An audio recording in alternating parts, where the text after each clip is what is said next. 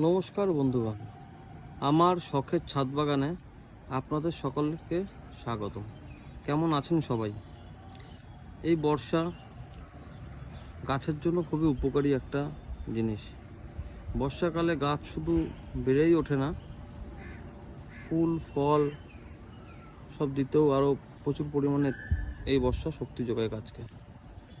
তো আমার এই পেয়ারা গাছটি বারুইপুরের পেয়ারা গাছ। আমি কিন্তু খুব অল্প যত্নে গাছ করি, আপনারা সকলেই জানেন। সেরকম সময় পাই না বলে অল্প যত্নে গাছ করি।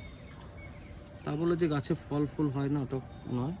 দেখুন প্রত্যেকটা ডালে কি হারে পেয়ারা ফুলে আছে, আবার পেয়ারার ফুল আসছে, ফলে পরিণত হয়ে গেছে। এই যে ফুল আসছে, এই যে ফলে পরিণত হয়েছে, তার থেকে বড় ফল। পুরো গাছটাতে, ছোট গাছ কিন্তু একটা ছোট টবের গাছ, এটা একটা কুল গাছ করে দিয়েছি। দেখুন, বুঝতেই পারছেন, ছোট্ট একটি টবে গাছটি। এই যে টবে ছোট গাছটি, তো এই গাছটিতে অসাধারণ ফল হয়েছে।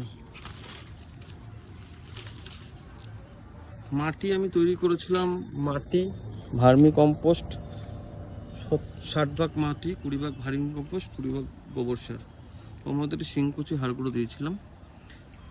মাটিটি তৈরি করার পরে কিছুদিন রেখে দিয়েছিলাম, 15-20 দিন। তারপরে টবে দিয়ে গাছটিকে বসিয়েছিলাম। আজ থেকে 6-7 মাস, কি খুব বেশি হলে 1 বছর হবে হয়তো আগে। তো এর মধ্যে গাছটা তখন একটা ছোট গাছ ছিল, 2টো ডাল ছিল, সেটাকে প্রুনিং করে কাটিং করে এরকম ঝাপালো করেছি।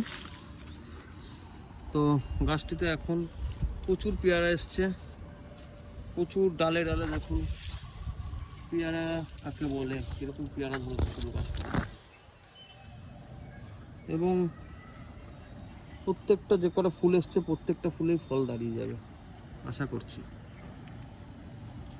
তো খুব ভালো জাতের একটা পেয়ারা গাছ, এখনো পর্যন্ত বড় হয়নি, তবে নার্সারি থেকে যেটা বলেছে বড় সাইজের হয়। এক একটা পেয়ারা 600-700 গ্রাম করে ওজন হবে, মিষ্টি, ভালো খেতে, টেস্টি।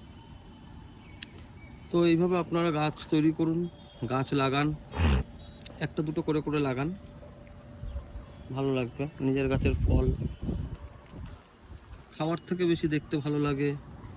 তারপরে ফল গাছে থাকলে আপনার ছাদে পাখিতে ভরে যাবে, কত পাখি আসে ফল খেতে, ফলের লোভেই ওরা আসে ছাদে। আর আপনারা গাছটিকে যত্ন বলতে আমি